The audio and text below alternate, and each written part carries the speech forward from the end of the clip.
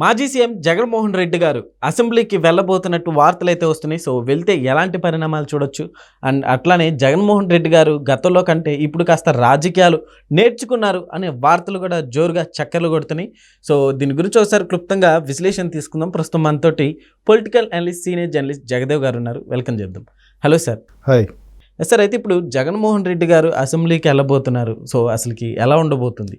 జగన్మోహన్ రెడ్డి గారు రాజకీయం నేర్చుకోవాలి అనే స్టేట్మెంటు అసలు రాజకీయం చేయడానికి వచ్చారేంటి ఆయన రాజకీయంలోకి?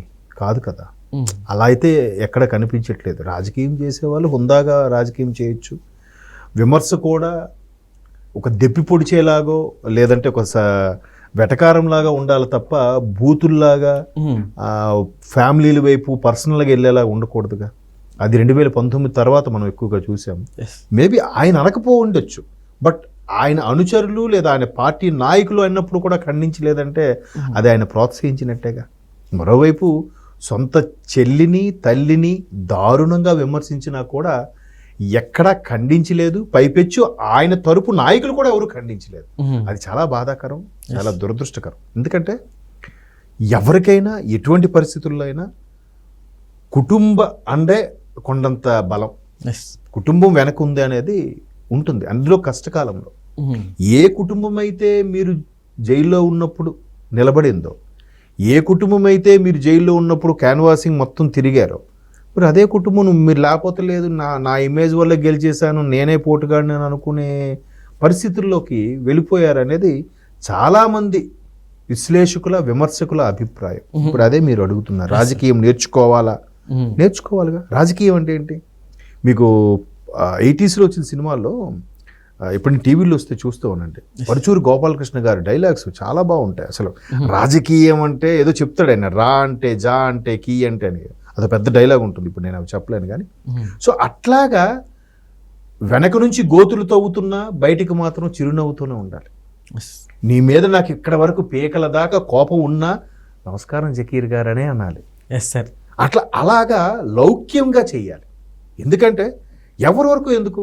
జగన్మోహన్ రెడ్డి గారు తండ్రి గారిని స్వయాన మాజీ దివంగత ముఖ్యమంత్రి రాజశేఖర రెడ్డి గారు కూడా పిసిసి అధ్యక్షులుగా ఉన్నప్పుడు ఒక ఎత్తు, ముఖ్యమంత్రి అయిన తర్వాత ఆయన యాటిట్యూడ్ కానీ ఆయన నడవడిక కానీ చాలా మారిందని చాలామంది విమర్శించే వాళ్ళు కూడా, అంటే ఆఖరికి కమ్యూనిస్ట్ భావజాలం ఉన్న వాళ్ళు కూడా అరే రాజశేఖర రెడ్డిలో ఈ కోణం కూడా ఉందే అన్నట్టుగా ఇంప్రెస్ అయ్యారు. అంటే లోపల కోపం ఉంటే ఉండొచ్చు, లోపల రాజకీయ పరంగా ప్రత్యర్థులు అవ్వచ్చు, రాజకీయ పరంగా కత్తులు దూరుకోవచ్చు, కానీ పరిస్థితికి వచ్చేసరికి సాటి మనిషిగానో సాటి వ్యక్తిగానో సాటి ప్రజానాయకుడుగానో గౌరవించి ప్రతిపక్షాలను కూడా ఆయన గౌరవించేలా చేశాడు. ఎక్స్ట్రీమ్కి వెళ్ళి విమర్శించలే. సో అట్లాగా ఈయన చేసుంటే బాగుండేదేమో. ఇప్పుడు ఒక్క ఛాన్స్, ఒక్క అవకాశం అనుకుని వచ్చాడు ఆయన. 2019లో గెలిచాడు. గెలిస్తే గత ప్రభుత్వం చేసి నీకు ఎవడు తీసేమని చెప్పాడా? నీకెందుకు అంత కడుపు మంట? నీకెందుకు అంత కక్ష? నువ్వు ఏదైతే మీరు ఏదైతే ప్రతిపక్ష నేత అయిన చంద్రబాబు నాయుడు గారి మీద అప్పుడు 2019 మీరు పగ పెంచుకున్నారో దాని ఇంపాక్ట్ అంటే రాష్ట్రం మీద పడింది కదా. సార్, అయితే ఇప్పుడు జగన్మోహన్ రెడ్డి గారు లాస్ట్ అంటే గతంలో కంటే ఇప్పుడు కాస్త చేంజ్ అయ్యారు, ఆయన ఎంతో కొంత చాలా వరకు నేర్చుకున్నారు అని కూడా వస్తున్నాయి సార్. ఏం చెప్తారు? అది ఇంకా ఆయన తరపు ఫేవర్గా మాట్లాడే వ్యక్తులు మాట్లాడు. ఎందుకంటే కొన్ని సభాముఖంగా అయినా నటించాలి. ఇప్పుడు ఆయన ఎవరు భారతి గారి గురించి తప్పుగా మాట్లాడాడు. చేవల్ల ఏదో ఆయన పేరు, రాజేష ఏదో పేరు గుర్తు రావట్లేదు, ఆయన గుంటూరు అతను. వెంటనే టీడీపీ వాళ్ళు ఏం చేశారు? ఆయన సభ్యత్వాన్ని సస్పెండ్ చేశారు, ఎక్స్ప్లెనేషన్ అడిగారు. వెంటనే పోలీసులతో అరెస్ట్ చేయించారు. అఫ్కోర్స్ నెక్స్ట్ డేకే ఎప్పుడో బిల్ రిలీజ్ అయిపోయాడు. దానికి వైసీపీ వాళ్ళు ఏం చెప్పారు?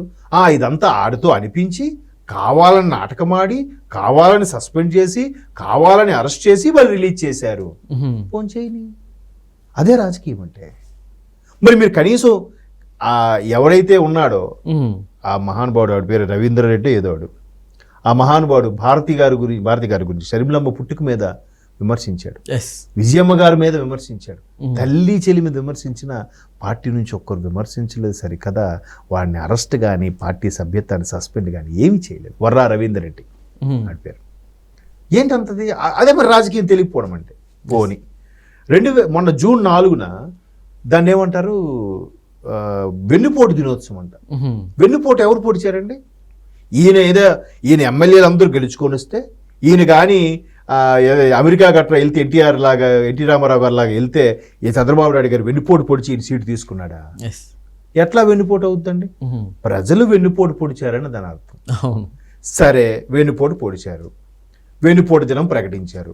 మరి ఆ ధర్నాల్లో, ఆ సమావేశాల్లో మీరు ఎక్కడున్నారండి? జగన్మోహన్ రెడ్డి గారు లేరుగా. ఆయన బెంగళూరులో ఉన్నారో తాడేపల్లిలో ఉన్నారో నాకు తెలియదు. అంటే ప్రజలకు ఎవరికి తెలియదు. వీళ్ళందరూ ముందుకెళ్ళి నాయకులు ముందుకెళ్ళారు. అంబటి గారు, పేర్ని గారు, వీళ్ళందరూ. మరి ఈయన ఉండాలా ముందు, నాయకుడు ముందు నడిపించాలా? మరొకటి, ఇప్పుడు ప్రతిపక్ష హోదా కూడా లేదు. మీరు అడుగుతున్నారు అసెంబ్లీకి వెళ్తారా అని అడిగారు. ఎమ్మెల్యే అయిన తర్వాత వెళ్ళాలిగా, ఒకసారి కాకపోతే ఒకసారి వెళ్ళాలిగా.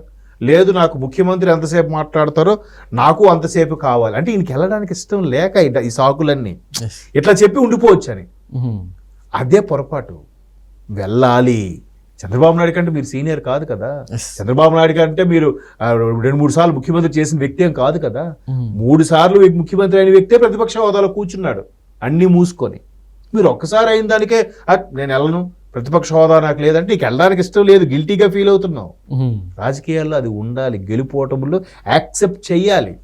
పవన్ కళ్యాణ్ లాంటి వ్యక్తి 2 చోట్ల పోటీ చేసి ఓడిపోతే, ఆయన తరపున ఏకైక వ్యక్తి ఒకటి గెలిస్తే, ఆ వ్యక్తి కూడా మరలా వైసీపీలోకి వెళ్ళిపోతే ఏం చేశాడు పవన్ కళ్యాణ్ గారు? 3వ రోజు ప్రజల్లోకి రాలే, వచ్చాడుగా. అది రాజకీయం అంటే. నేను రాను, నేను విదేశాలకు వెళ్ళిపోతా, నేను అండర్ గ్రౌండ్లో దాక్కుంటా, నేను మళ్ళీ సినిమాలు చేసుకుంటా అని చెప్పి అనలేదుగా. సార్, జగన్మోహన్ రెడ్డి గారు అసెంబ్లీకి వెళ్తే ఎలాంటి పరిణామాలు చూడొచ్చు అంటారు? ఎలాంటి పరిణామాలు ఏంటండి? ప్రతిపక్ష హోదా ఉన్న చంద్రబాబు నాయుడు గానే మీరు నానా మాట్లాడినారు, ఆయన మైక్ ఇవ్వడానికి మాట్లాడడానికి. నీకు ప్రతిపక్ష హోదా కూడా లేదు, మీకు ఎందుకు ఇస్తారు అంటే ఊరికే వెళ్ళకుండా ఉండడానికి ఒక గిల్టీ అనమాట. ఇదైతే షేమ్గా. మీరు ఇప్పుడు కొంగానక్క కథ ఉంది, ఐడియా ఉందా? ఇప్పుడు కొంగానక్క కథ అంటే, కొంగ నక్కకి భోజనానికి పిలిచిందంట. సారీ, నక్కే ముందు చిత్తులు మారు కదా, భోజనానికి పిలిచిందంట నక్క కొంగని. కొంగ మూతి పొడా ఉంటుందండి, దానికి ప్లేట్లో పెడితే ఎలా తింటుంది? తినలేదు కదా. నిలువుగా కూజా దాంట్లో పెడితే వాడు తినడమో తాగడమో చేస్తుంది. నక్కకు మళ్ళీ రివర్స్లో కొంగ పిలిచిందంట, దీనికి కూజాలో పెట్టిందంట. నక్క మూతి దూరుతుందా కూజాలో? దూరదు కదా. అలాగా ఈ కొంగ దాని మీద నక్క మీద కసి తీర్చుకుందంట. అలాగా ఎంతసేపు నేను చంద్రబాబు నాయుడు మీద చాలా ఇబ్బంది పెట్టాను, ఆయనకి మైక్ ఇవ్వలేదు, ఆయన భార్య కూడా అవమానించేలా చేశాను, వ్యాఖ్యలు చేశాము కాబట్టి మనం వెళ్తే ఏం జరుగుద్దో, అమ్మో మనకు కూడా వీళ్ళు అదే ట్రీట్మెంట్ చేస్తారో, అవమానం జరుగుతుందని భయంకి వెళ్ళట్లేదు వీళ్ళు. లేకపోతే అదేం లేదు, అయినా వెళ్ళాలి. వెళ్తే అప్పుడేం చెప్పాలి? చూసారా ప్రజలారా ఎంత దారుణంగా మాట్లాడుతున్నారు, విమర్శించాలని చెప్పాలి. అది చెప్పకుండా నేను వెళ్ళను, నేను ఎక్కడే ఉంటాను. శర్మ గారు అదే అన్నారు. అదేదో నాకు గెలిపించుంటూ నేను వెళ్ళేవాడిని, మీకు గెలిపించింది ఎందుకు ప్రజలు, మీరు వెళ్ళాలి కదా అని చెప్పి ఆవిడ ప్రశ్నించింది. అందుకు ఆవిడ మంచిదే కాదు. ఎవరు మంచి చెప్పినా మంచి వాళ్ళు కాదు. సో అట్లాగా ఇంకా రాజకీయం అనేది నేర్చుకోవాలి, తెలుసుకోవాలి. ఇంకా నేను ఇలాగే ఉంటాను అని అంటే అన్ని రోజులు ఒకలా ఉండవుగా. చూద్దాం మరి. ఇప్పటికైనా చుట్టుపక్కల చెప్పే వాళ్ళ మాటను వింటే నమ్మితే బాగుంటుంది. ఇప్పుడు నమ్మినట్టేనే నటించాలిగా, అది కూడా రాజకీయంలో భాగమే. చూద్దాం మరి. Okay sir, thank you.